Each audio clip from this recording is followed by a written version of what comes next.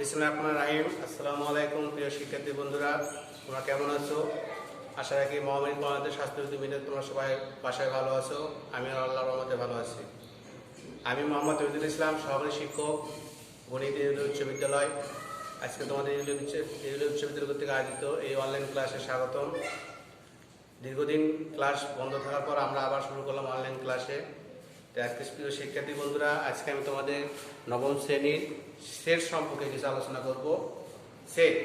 সেটটা আসলে আমরা জানি যে বাস্তব জীবনে সকল জিনিসের কতগুলো সেট হয়, যেমন তোমার ডিনার সেট, বই সেট, কলম সেট। কিন্তু গণিত ভাষায় সেট বলতে বোঝায় যে বাস্তব এবং চিন্তা জগতে কতগুলো জিনিসের সমষ্টিকে সেট বলা হয়। এই সেটটা দেখো আমরা ক্লাস 8-এ অনেকটা শিখেছিলাম এবং জানছিলাম যে সেটটা আসলে কি। আমি একটু আগে বললাম সেটটা আসলে হচ্ছে কতগুলো জিনিসের সমষ্টি। দেখো আমরা যদি এরকমভাবে সেট যদি দেখো, আমরা যদি তাহলে কীভাবে দেখো যে 1 2 3 4 5 এবং বি দেখো আমরা এভাবে যে 3 5 6 ডট ডট ডট লিখলাম। দেখো আসলে আমরা এখানে দুটো ইংরেজি ক্যাপিটাল অক্ষর এ এবং বি লিখেছি এবং মাঝখানে দুই দেখো গণিতের সংখ্যা লিখেছি 1 2 3 4 5 এবং আরেকটা লিখেছি দেখো 3 5 6 এবং ডট ডট দেওয়া আছে। দেখো দুটো কিন্তু সেট আছে আমাদের এখানে, একটা হচ্ছে এ, একটা কি বলো বি। একটু লক্ষ্য করো যে আসলে দেখো দুটো সেটের মধ্যে পার্থক্যটা কোথায়। যেখানে দেখো আমরা 1 2 3 4 5 লিখে একটা ব্র্যাকেট অর্থাৎ সেকেন্ড ব্র্যাকেটে আমরা বন্ধ বা ক্লোজ করে দিয়েছি, আর বি সেটে কিন্তু দেখো আমরা 3 5 6 লিখে ডট ডট দিয়ে ক্লোজ করে দিয়েছি। তাহলে দেখো একটু চিন্তা করে দেখো যে আসলে আমাদের এখানে দুটো সেট আছে। এই দুটো সেটের মধ্যে চিন্তা করা যায় যে আসলে এই সেটগুলো কি আছে, এটা মানগুলো নির্দিষ্ট করে দেওয়া আছে, আর এই মানগুলো কি বলো এখন আমাদের অজানা আছে। তাহলে আমরা এখান থেকে দেখতে পেলাম যে আসলে সেটটাকে আসলে আমরা দুটো ভাবে প্রথমে ভাগ করতে পারছি। এখানে একটা হলো সসীম সেট, আর একটা কি বলো আমরা অসীম সেট। সসীম সেট বলতে বুঝি আমরা যে সেটের মানগুলো কি পাওয়া যায় অর্থাৎ নির্দিষ্ট এবং গণনা করা যায়। যেমন দেখো উপরে লেখা আছে 1 2 3 4 5, অর্থাৎ এখানে দেখো আমরা 1 2 3 4টা 5টা উপাদান সংখ্যা নির্দিষ্ট করে দেওয়া আছে। এটা হচ্ছে আমাদের কি বলো সসীম সেট, অর্থাৎ এই সেটের উপাদানগুলো আমরা গণনা করতে পারতেছি। কিন্তু দেখো নিচে দেখো আমরা বি সেটে লিখেছি, যেখানে দেওয়া আছে 3 4 5 লিখে ডট দেওয়া আছে। তাহলে এখানে বুঝতে হচ্ছে পারতেছি আমরা যে এখানে আরো কয়েকটা হাতে উপাদান সংখ্যা বসতে, কিন্তু সেটা আমরা জানি না। অর্থাৎ এটা আরো অনেকগুলো 3টা 4টা 5টা অথবা 10টা সংখ্যা বসতে পারে। এই জন্য আমরা সেটটা নাম দিয়েছি বলে আমরা অসীম সেট, অর্থাৎ যে সেটের উপাদান সংখ্যা কখনো গণনা করে শেষ করা যায় না, এটাকে বলা হয় কি বলে আমাদের অসীম সেট। তারপর দেখো আমরা এটা সেট গেল। এছাড়া দেখো আমাদের আরো অনেক রকম সেট আছে। যেমন দেখো আমরা এই সেটে দেখো ইউ অক্ষর, এটাকে আমরা কি বলি ইউনিভার্সাল সেট বা সার্বিক সেট। এই সেট হলো আসলে বিভিন্ন রকম, অর্থাৎ যে কোনো ধরনের সেট, অর্থাৎ 3 4টা সেট মিলে করতে করে লেখা, অর্থাৎ যাকে আমরা বলি সংযোগ সেট। অর্থাৎ যেমন দেখো এরকমভাবে দেওয়া আছে এখানে 1 2 3 4 এভাবে দেওয়া আছে, বা আরো আমাদের উপাদান সংখ্যা দেওয়া থাকতে পারে। দেখো এখানে যেহেতু 5 6 7 এভাবে আরো উপাদান সংখ্যা আমাদের দেওয়া থাকতে পারে। এটাকে আমরা সার্বিক সেট বলি বা সংযোগ সেট বলি।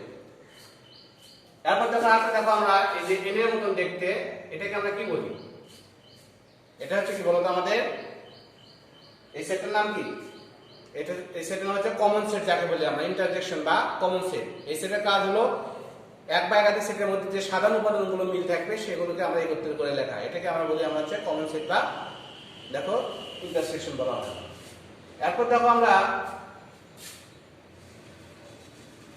যেটা আছে দেখো, যদি এটা দেখো আমরা এটা মানে কি বুঝি, এটাকে আমরা ফাঁকা সেট বলি। আমরা এই সেট বলতে বোঝায় যে এই সেটের মধ্যে কোনো কি উপাদান সংখ্যা আমাদের থাকবে না।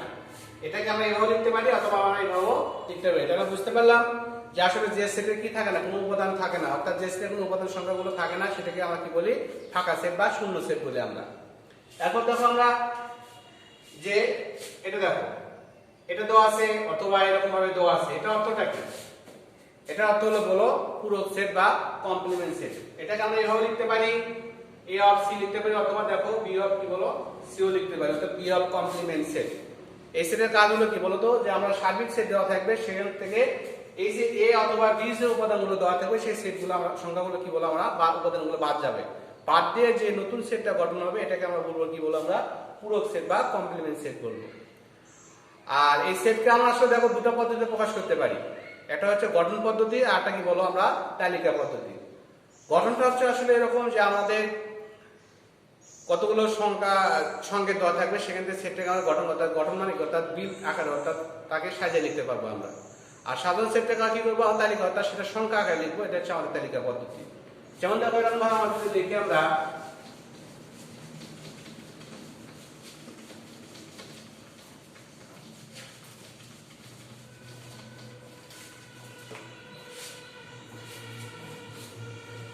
যেমন দেখো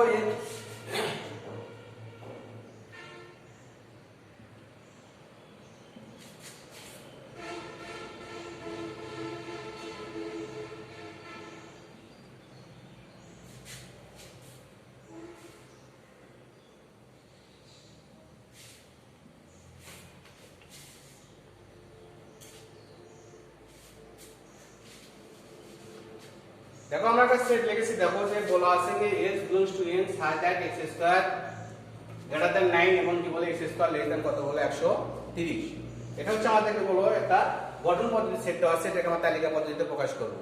তাহলে এখানে বলা আছে x belongs to n, n টা আসলে কি, n টা হচ্ছে আমাদের হচ্ছে ন্যাচারাল নাম্বার বা স্বাভাবিক সংখ্যা। অর্থাৎ আমাদের এখানে মূলদ অমূলদ যেগুলো সংখ্যাগুলো আছে সবই আমরা ব্যবহার করতে পারবো। অর্থাৎ ধনাত্মক ঋণাত্মক সংখ্যা যা আছে আমাদের সবগুলো আমরা ব্যবহার করতে পারবো। যাদের জন্য হচ্ছে ন্যাচারাল নাম্বার বা বাস্তব সংখ্যা বলা আছে বা স্বাভাবিক সংখ্যা বলা আছে। আর বলা আছে যে এখানে যে আমরা x এর মানটাকে গ্রহণ করবো, অর্থাৎ এর মধ্যে যে আমাদের বাস্তব সংখ্যা থাকবে তার মধ্যে যে এবং শর্ত যে কি যে x স্কয়ার অর্থাৎ x এর মান যা লিখবো আমরা সেটাকে বর্গ করে যদি তার মানটা কি হয় 9 চাইতে বড় হয় এবং তারটা ঘন করে যদি কি হয় 130 চাইতে ছোট হয়। এই সংখ্যাগুলো আমরা চিন্তা ভাবনা করে লিখবো। লেখার পর যে মানগুলো আমাদের শর্তটা পূর্ণ করবে সেই মানটা হবে আমাদের কি বলে x এর মান। যেমন দেখো এখানে দেওয়া আছে কি আছে, যেখানে x টা কি সংখ্যা, x হলো স্বাভাবিক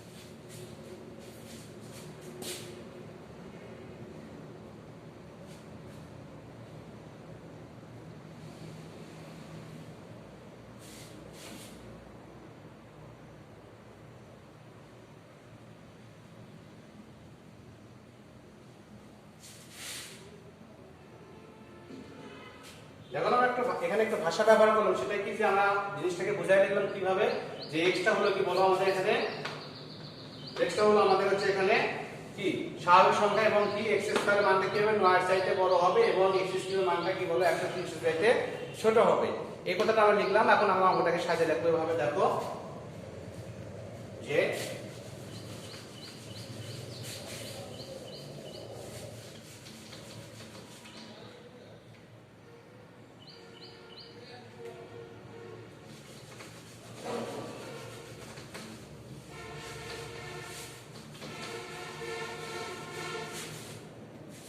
যখন সমাধানটা আমরা করতে হবে দেখো হবে যে x সমান যখন আমরা 1 বসাবো তখন কি হবে, তো 1 এর স্কয়ার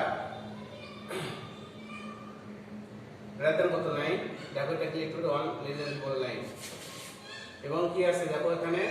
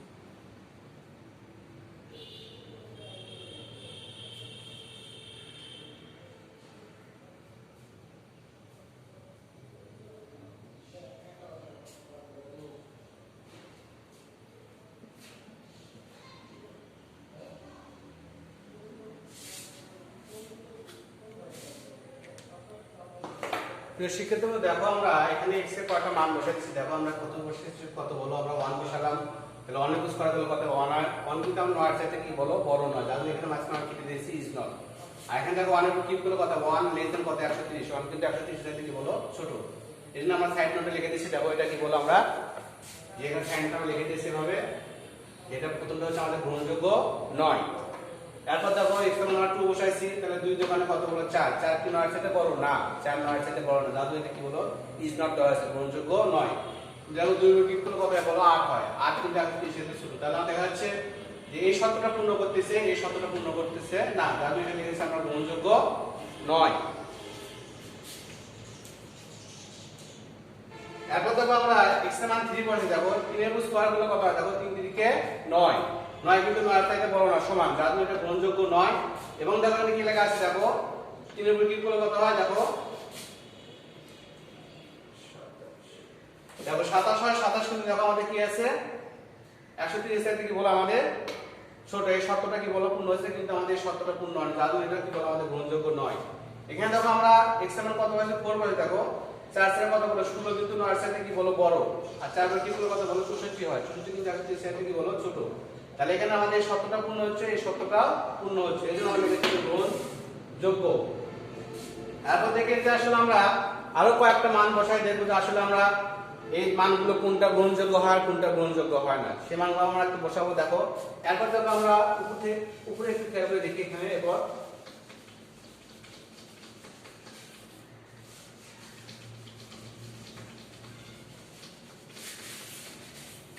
দেখো আমরা x এর মান কত বসালাম, দেখো আমরা এখানে 5 বসালাম, তাহলে কত হয় দেখো 5 এর স্কয়ার দিলাম, পরে দেখো তো 25,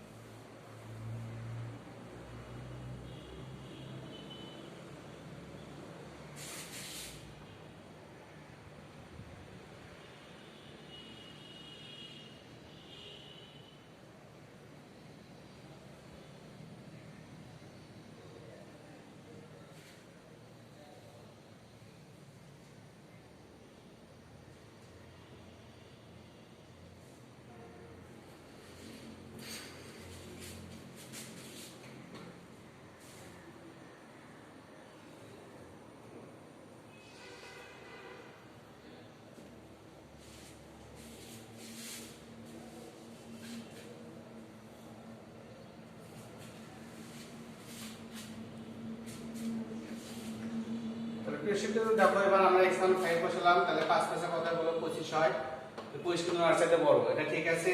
এখানে 5 এর গুলো কত বলে 125 হয়, 125 কিন্তু 130 চাইতেও ছোট, তাহলে এই দুটো শর্ত পূর্ণ করছে, এটা আমাদের গ্রহণযোগ্য। এরপর দেখো আমরা x এর মান কি বসালাম, দেখো আমরা 6 বসালাম, তাহলে 6 করা হলো কত বলো 36 হয়, 36 কিন্তু আর সাথে বড়, এটা সত্য আছে, অর্থাৎ শর্তটা পূর্ণ করছে। এরপর দেখো 6 বিয়োগ করে দেখো 216 হয়, 16 হয়, সেটা কিন্তু 130 চাইতে ছোট নয়, তাহলে এই জিনিসটা আমরা কি বলবো গ্রহণযোগ্য নয়। তাহলে দেখো আমরা এখানে আসলে আমরা কি পেলাম, যে যে দেখা যাচ্ছে যে এমন এমন সংখ্যা অর্থাৎ মান বসালাম যেখানে দেখা যাচ্ছে যে প্রথমটা শর্ত পূর্ণ হয়, দ্বিতীয়টা শর্ত পূর্ণ হয় না, আবার দ্বিতীয়টা শর্ত পূর্ণ হলে প্রথমটা শর্ত পূর্ণ হয় না। তাহলে আমরা এখানে জানতাম যে আসলে কোন দুটো মান গ্রহণযোগ্য হচ্ছে। দেখো আমরা এখানে এই যে 4 বসাল, দেখো আমাদের প্রথম শর্ত যেটা আছে যে x স্কয়ার মানটা 9 এর সাথে বড় হবে এবং x স্কয়ার মানটা কি বলে 130 চাইতে ছোট হবে, তাহলে আমাদের 4টা গ্রহণযোগ্য হচ্ছে। এরপর দেখো আমরা পরবর্তীতে 5 বসাই দেখলাম যে এখানে আমাদের 5টা বসালে এখানে প্রথম শর্তটা পূর্ণ হচ্ছে, দ্বিতীয় শর্তটা পূর্ণ হচ্ছে, কিন্তু যখন আমরা 6 বসাই দেখেছি তখন কিন্তু দেখা যাচ্ছে যে প্রথম শর্তটা পূর্ণ হচ্ছে কিন্তু দ্বিতীয় শর্ত পূর্ণ হচ্ছে না। তাহলে এখানে আসলে আমরা কোন দুটো মান দ্বারা আমরা এই শর্তটা পূর্ণ করতে পারলাম, প্রিয় শিক্ষার্থী বন্ধুরা একটু খেয়াল করে খাতায় দেখো, তাহলে দেখতে পাচ্ছি আমরা এখানে যে x সমান আমরা কি পেলাম দেখো 4 আর কত বলো 5 পেলাম। এই দুটো মান দ্বারা কি হচ্ছে আমাদের সত্যটা পূর্ণ হচ্ছে। এই যে আমরা মানটা পেলাম এটাকে আমরা তালিকা পদ্ধতি হিসেবে প্রকাশ করতে পারতেছি যে আসলে x এর মানটা কত বলো 4 আর 5। এটা আমাদের মোটামুটি অ্যানসার হিসেবে গ্রহণযোগ্য হবে। আর এরপর দেখো আমরা যেটা শিখলাম যেটা হচ্ছে কি পদ্ধতি শিখলাম তালিকা পদ্ধতি। আবার এই তালিকা পদ্ধতি দেওয়া থাকবে এটা কি করবো আমরা গঠন পদ্ধতি আকারে লিখবো। সেটা আমরা একটু খেয়াল করে দেখি বোর্ডে দেখো তোমরা।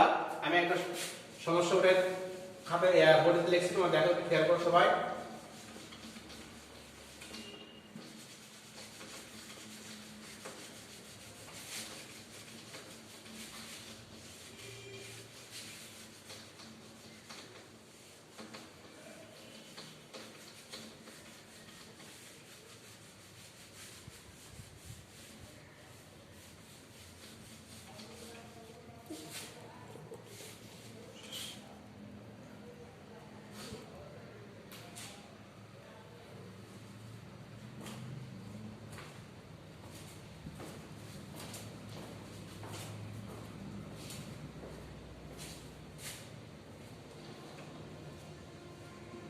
ধরো এখানে এই আমাদের কি দেওয়া আছে একটা গঠন পদ্ধতি সেট দেওয়া আছে। এটাকে আমরা কি করতে হবে বলো আমাদের তালিকা পদ্ধতি কি বলো আমাদের প্রকাশ করতে হবে। দেখো অর্থাৎ আমাদের শুধুমাত্র সংখ্যাটা দেওয়া আছে কত 3 5 7 9 আর কত বলে 11 দেওয়া আছে। আসলে আমরা এখানে কি বুঝতেছি যে এর যে সেটের উপাদানগুলো দেওয়া আছে আসলে এগুলো কি সংখ্যা। এবার দেখো একদিকে যদি আমরা খেয়াল করি দেখো একদিকে কি হচ্ছে আমাদের এটা বিজোড় সংখ্যা হচ্ছে। আবার দেখো আমরা কি হচ্ছে এটা দেখো একটা মৌলিক সংখ্যা হচ্ছে। মৌলিক সংখ্যাটা আসলে কি যে সকল সংখ্যা কি বলো একের চাইতে বড় এক এবং ওই সংখ্যা ছাড়া অন্য কোনো সংখ্যা দ্বারা ভাগ করা যাচ্ছে না সেগুলোকে কি বলা হচ্ছে মৌলিক সংখ্যা। কিন্তু এখানে দেখো আমরা যদি একটু খেয়াল করি যে এখানে দেখো আমাদের 9টা কিন্তু ভাঙানো গেছে যার ফলে এটা আমাদের মৌলিক সংখ্যা বলতে পারতেছি না।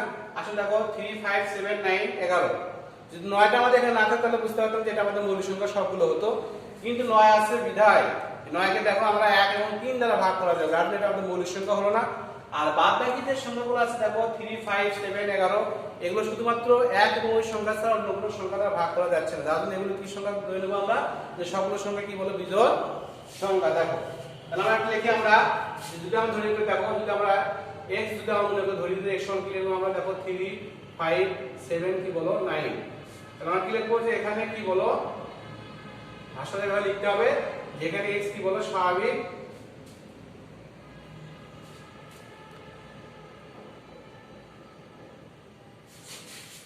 বিজোড় সংখ্যা দেখো এবং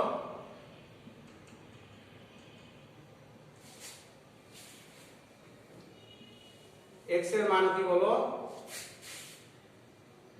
1 এর চেয়ে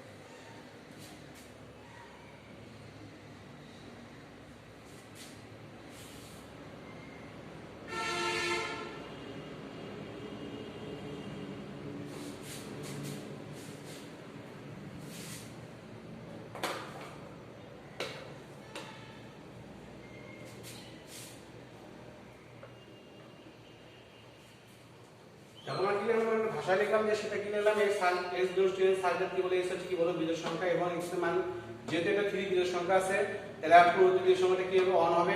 আর 9 এর পরবর্তী বিজোড় সংখ্যাটা কি হবে দেখো আমরা একটু খেয়াল করি এখানে আমাদের একটু উপাদান সংখ্যা পাস করে যাচ্ছে সেটা হচ্ছে কত বলো আমাদের এখানে কত এখানে 11 হবে এটা। তাহলে দেখো আমরা যে কি হলো এখানে যে স্বাভাবিক বিজোড় সংখ্যা হলো যে x এর মানটা 1 এর চেয়ে কি বলে একটা যেহেতু বিজোড় সংখ্যা 1 এর চেয়ে বড় এবং কি বলো 13 এর চেয়ে কি বলো ছোট কারণ 11 পরবর্তী যে সংখ্যাটা আসবে সেটা হচ্ছে কত বলো 13 আর 3 এর অর্থাৎ 3 এর আগে যে সংখ্যাটা সেটা হচ্ছে 1 যার জন্য আমরা এখানে x এর মানটা কি নিলাম 1 এর চেয়ে বড় এবং কি বলো 13 এর চেয়ে কি বলো আমরা ছোট।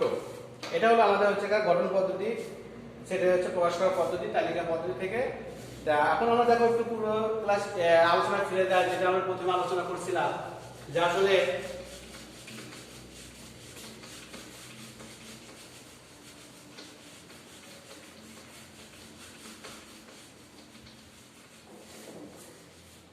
এই যে দেখো আমরা যেটা আলোচনা করছিলাম যে ইউনিভার্সাল সেট অর্থাৎ ইংরেজি ই অক্ষর মধ্যে এটা কাজটা আসলে কি, এটা সেটটা আসলে কি রকম। দেখো যদি আমরা এরকম মনে করি যে এ হয়তো দেওয়া আছে এখানে 1 2 3 4 5 6 দেওয়া আছে, আর বি যদি এরকম দেওয়া থাকে দেখো 2 4 6 7, যদি আমাদের এরকম মান দেওয়া থাকে যে এ ইউনিয়ন কি বলো বি নির্ণয় করতে হবে, তাহলে কত হবে এটা। তাহলে আমরা এটা কি করব, তাহলে প্রথমে আমরা এর উপাদানটা লিখে নেব এখানে যে সংখ্যা আছে 1 2 3 4 5 6 দেওয়া আছে ভাবে, আর কি দেওয়া আছে বি দেওয়া আছে, যে কি দেওয়া আছে বলো 2 4 6 কত বলো 7। তাহলে আমরা কি করব, অর্থাৎ এই ইউনিয়ন বি সমান কি লিখব,